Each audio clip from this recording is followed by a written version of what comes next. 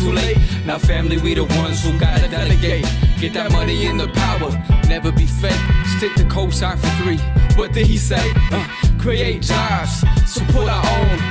Educate the same and buy back your home. Got 3 degrees, triple 10. 3 PhDs, now we on the CNN. DBTV, let's talk about negligence. Ignorance is bliss, but we can turn it to intelligence. Believe none of what you hear, half of what you see. Let's break it down here on Dr. Boyce TV. Here we are. Hey, what's going on, guys? I'm Dr. Boyce Watkins. Welcome to the Black Financial Channel. This is theblackfinancialchannel.com.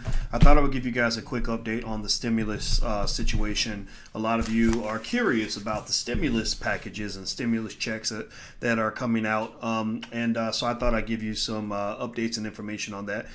Hit the thumbs up button, hit the hashtag B1, type that in the chat if you're black first and you believe in being black more than anything else. And also, I want to say thank you to the people that support us in the Black Business School, theblackbusinessschool.com. That's sort of what helps us get everything done. So feel free to go check it out if you're trying to learn how to invest or whatever it is that you're trying to do with your life. We want to help you. We are a black-owned institution, and we believe that black-owned institutions should be the wave of the future. Now, with that said, let me hop into the stimulus package. I'm going to give you some quick updates real quick.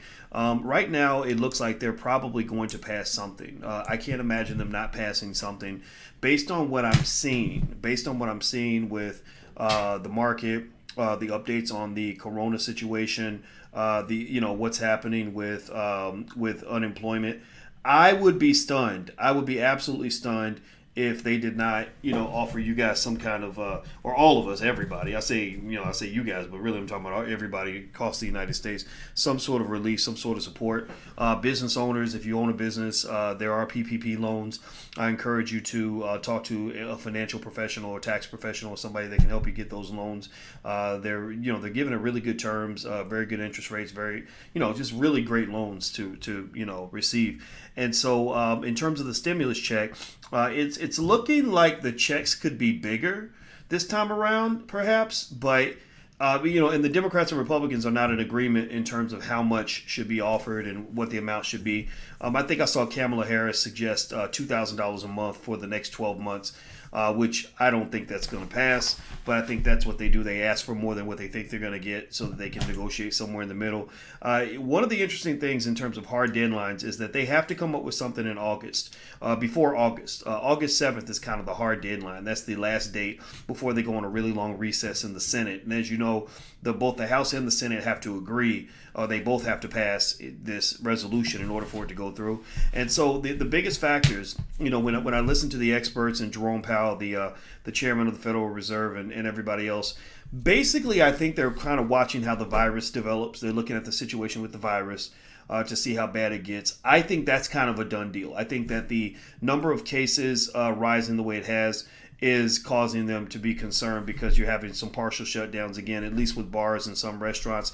I think what's going to be more interesting is the number of deaths that comes, which usually comes 2-3 weeks after the infections, right? So that part I think is going to justify, some sort of bill. What is also interesting is, I think they're going to look at economic data. They're going to just look at, the unemployment numbers and just kind of see how the economy is moving forward, because right now they're just mixed signals. For example, I've been begging you guys for many years to invest in the stock market. I mean, I've been begging you guys to invest in the stock market since Amazon stock was trading at $200 a share.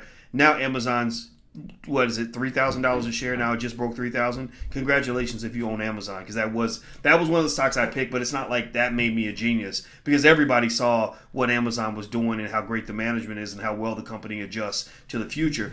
And so anyway, the stock market has just been superb. It's just like that. I mean, if you are an investor, it's I applaud and congratulate you because you're doing really well right now. But then there's also just sort of, getting the economy going, just kind of getting back to normal. So they're really talking a lot about a July decision. with the hope that they can have a payment by August. I see a question or two in there, but I don't have a lot of time, so I'm gonna have to focus and kind of give you the guys the information. So I see your question, Clinton. Join my class if you want to come to class. I have Q&As where I just answer 1,000,001 questions. My class is theblackstockmarketprogram.com. The first month costs $1, so it's better than anything you've ever taken in college. And I bet your university did not charge you $1 to learn from a PhD like me. So feel free to go to theblackstockmarketprogram.com, and I guarantee you're going to love it. If you don't love it, I'll give you $1 back. So the first month is $1, so go give it a try. theblackstockmarketprogram.com, and all I do is answer questions. So the other thing that's interesting is that they've talked about, the Republicans are really big on back to work incentives. They actually want people back to work, back on the job, because what happened the first time was that the unemployment got so good that, or the unemployment payment was so big that there were people who said, I'm doing better staying at home than I did when I went to work every day. And so that is another factor that they're kind of dealing with now. And I'm happy for it. I mean, if people can make the system work for them, I'm happy for them. But that's an issue with the economy. But what you're seeing, though, is this time around, business is not slowing down for the virus, and I really think that you're not going to see, you're not going to see the whole economy slow down. The number of cases, I just will tell you the truth. The number of cases could multiply by 10. Like literally, I think we've had, 2 million, 2.5 million cases or something, and 120,000 deaths. Those numbers could multiply by 10. So let's say they multiply by 10. So let's say you went to 25 million cases and 1.2 million deaths. Well, the reason I think the economy would still move forward is because 1.2 million deaths, as horrible as it is, as horrible as it sounds, is actually not even 1% of the population. 1% of the population is about 3 million people. So you're still talking about 1/3 of 1% of the population. So I think the reason a lot of people are kind of moving on as business as usual, because they're just sort of like, we don't know when this is going to end. We're getting mixed signals from the politicians. One minute you're telling us to stay in the house. The next minute you're telling us to go out and protest. But then you're telling us to come back in the house again. Well, so people aren't really taking it seriously. People are just living, and they're saying, okay, there's a 0.1% chance I might die today if I go out. But there's a 1 in 1,000 chance that might happen. I think I'll take my chances, right? So anyway, the other thing that's interesting is, so right now the Senate's on a recess till the 17th. The bill has to pass by August 7th. That is kind of the hard deadline. If it doesn't pass by August 7th, there's going to be a long recess after that, all the way out to August. I want to say the end of August or something is when they're going to come back. Based on how long it took them to get the money out last time, it would probably take about maybe 2.5 weeks, maybe about 19, 20 days for the money to get out. But I think it'll be faster because they have systems in place now to get the money out. Before they didn't have the systems and they had to put them in place. Now they're there. Now they can distribute the money faster. So I think that's going to work. I think that what it's all going to really come down to is whether we control the virus, which we won't. I don't think we're going to control infections. I think that we will control and manage deaths, because the death rate, as bad as it is not. It's just not big enough to dent a country of 330 million people. And also, I mean, think about it. There's I think in Chicago last week, the number of people that died from corona in the whole state of Illinois was not even as high as the number of people who died in Chicago from gun violence last weekend. I don't know if y'all know this. And now black people are 13% of the population. But literally, if you add up the number of black people who died from gun violence in Chicago last weekend, it was far higher. I mean, the number I saw was about double the total number of corona deaths for the entire state of Illinois. So, so that kind of leads you to say, okay, what's really the pandemic? Why are we not shutting down businesses, to stop gun violence, right? That would make sense, right? The neighborhoods where there's gun violence, why not shut every business down until you control the epidemic of gun violence, right? So anyway, the other things I've seen mentioned are payroll tax cuts so that you can keep more of your check.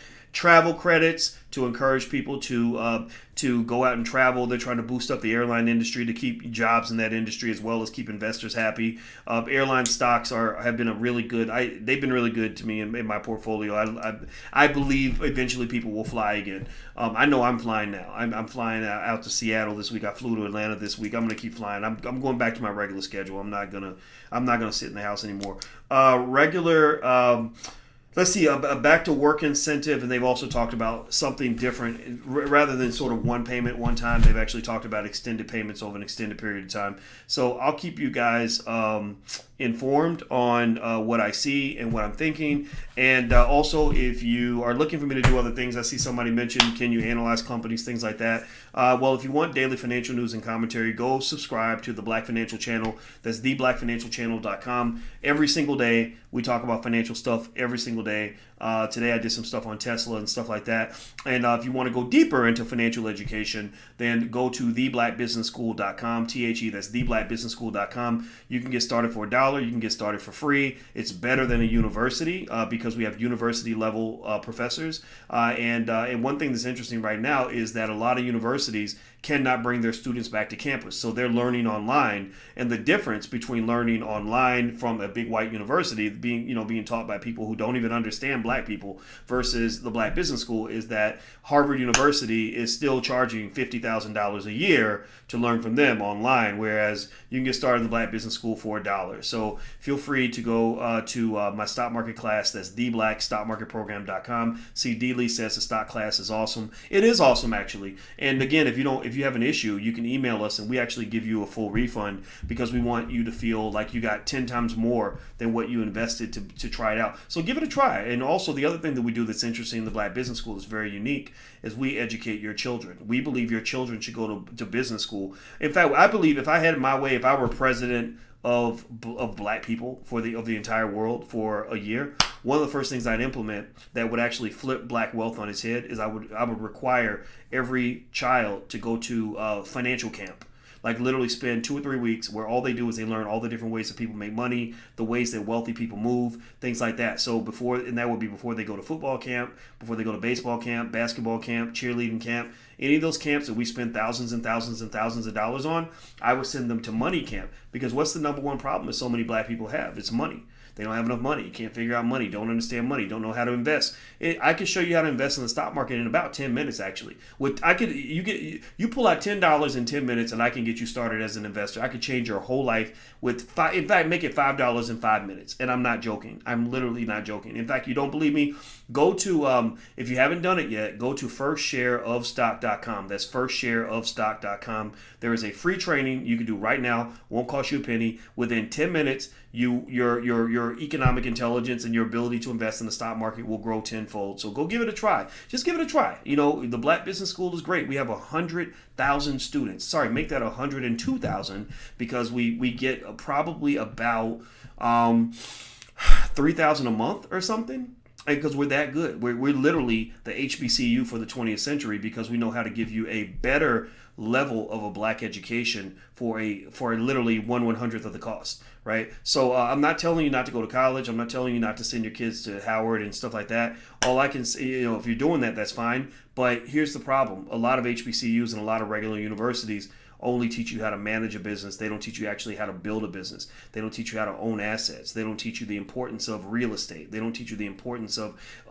investing and building wealth. I mean, think about it. It's kind of crazy that we have 100 times more bachelor's degrees in our community than we had 50 years ago, but we have far less land. We have more land, 15 times more land 100 years ago than we have right now. Well, that's because you're valuing the wrong stuff. You're valuing the wrong stuff. Your degrees have become your property. And unfortunately, a degree is an inflated commodity that doesn't have a whole lot of intrinsic value. It is a ticket. It's a ticket into someone else's economic system that gives you the ability to go work for them. It doesn't give you the ability to own anything. It just gives you the ability to go in there and get a job like the maid or the housekeeper. But sometimes maybe you're just paid a little bit more, right? So I encourage you to sort of rethink how you look at black education in general. Black education has to start from the root. So starting from the root means ownership. Well, that literally, ownership should be the number one word in your family. What do you own it? What do you own, though? Ladies, you meet a man who's acts like he's balling, he's got all this money and everything in a fancy car. Find out what he owns. What does he own? He might be driving a fancy car, but the bank might own that car. He might live in a nice apartment, but if he's paying rent, that means he's flushing money down the toilet. No disrespect to those who are paying rent. I'm not saying that you're stupid for doing that. I'm just saying that that's your toilet money. That's your money you're flushing down the toilet. You're making your landlord rich with your rent payment. Like you're paying someone else's mortgage with that money. So the question is, what do you own? right? So maybe he can say, look, I own shares of stock. I'm acquiring stock every week. Or maybe he says, I have this business I built and it's generating revenue. That's my business. I own it based on a certain multiple. My business is worth, a few $100,000 or $1 million or whatever, right? But you have to own something. If you own nothing, you're on real slippery territory, because a person who owns nothing can easily be just moved around. Like, that's how they gentrified you. That's how they took your property in the hood. They gentrified you because you did not own that land. If you owned the land, it would have been a much harder process to get you off of that land, right? So what do I think about trade schools? I think trade schools are great. Anything can be great for you if you know one thing. Are you listening? Give me a yes in the chat if you're listening to it. I'm gonna give you, I promise you, I put on my great grandma Felicia.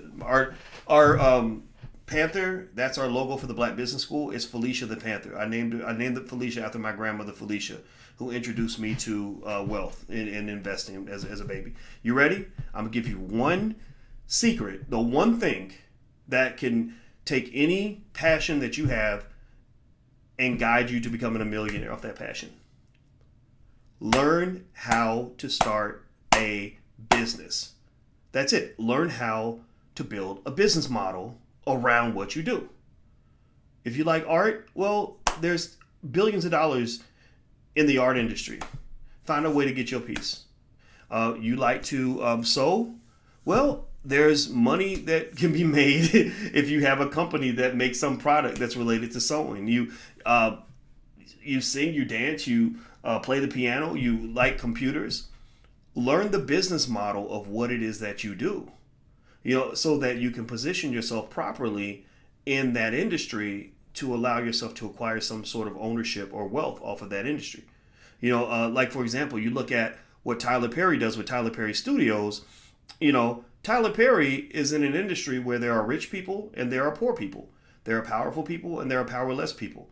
Tyler Perry, by owning his studio, owning the land that the studio's on, owning the intellectual property of every Medea movie that he makes, owning everything from the cameras to the golf carts that drive you around the campus, has positioned himself to be the power broker. He's positioned himself to take his passion to write and to act, right?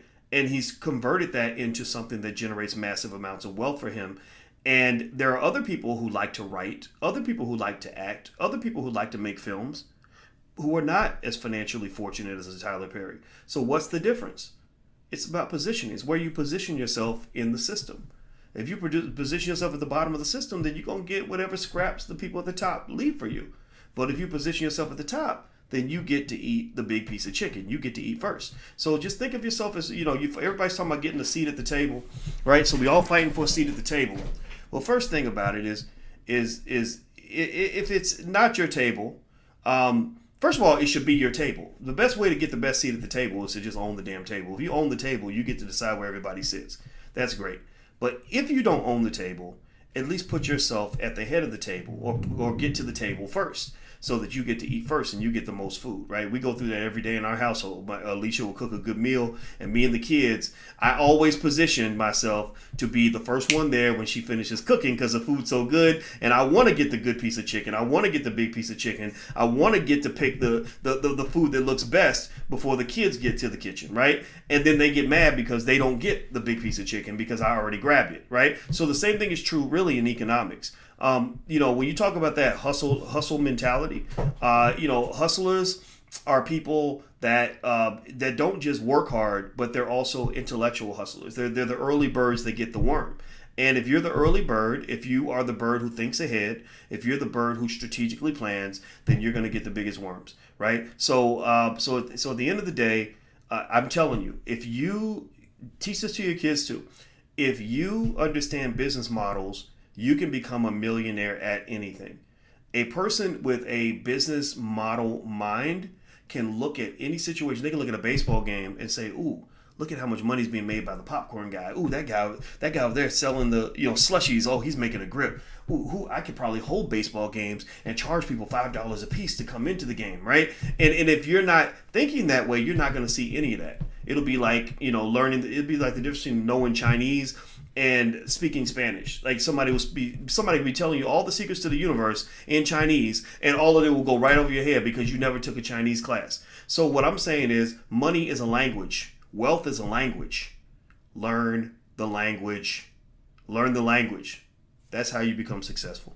So anyway, I'm gonna go, guys. Have a good night. On Wednesday night, 8 p.m., we start our masterclass on stock option investing. If you're interested in learning how stock options can work to help you build your portfolio, build your wealth, and all these other things, feel free to join us. So you can go to drboycemasterclass.com. That's drboycemasterclass.com. And to learn how to buy your first share of stock, you can also go to firstshareofstock.com. I made it real easy for you. Grant Cardone says, when it comes to real estate, rent where you live and buy your investment property. Yeah, Grant Cardone is interested. He reached out to me. He wanted me to come on my YouTube channel, and I politely declined because I just really didn't know exactly what he and I would have to talk about. I think he disagreed with me on something.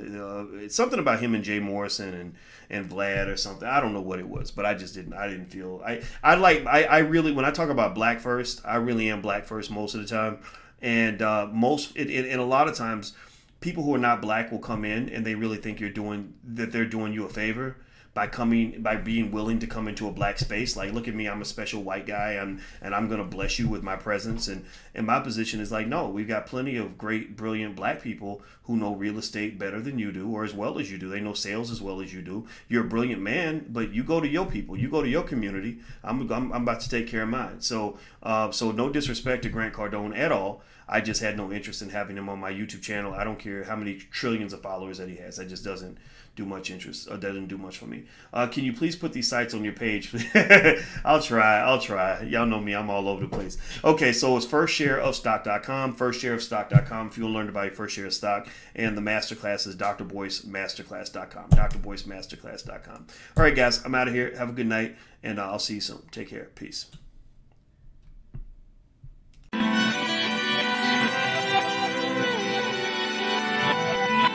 Here we are, clan the isms, cataclysm great. Our people out here struggling, trying to make it in this state. Everybody out here doing it, but we the ones who late. Now family, we the ones who gotta delegate. Get that money in the power, never be fake. Stick to cosign for 3. What did he say? Create jobs, support our own. Educate the same and buy back your home. Got 3 degrees, triple 10. 3 PhDs, now we on the CNN. DBTV, let's talk about negligence. Ignorance is bliss, but we can turn it to intelligence. Believe none of what you hear, half of what you see. Let's break it down here on Dr. Boyce TV. Here we are.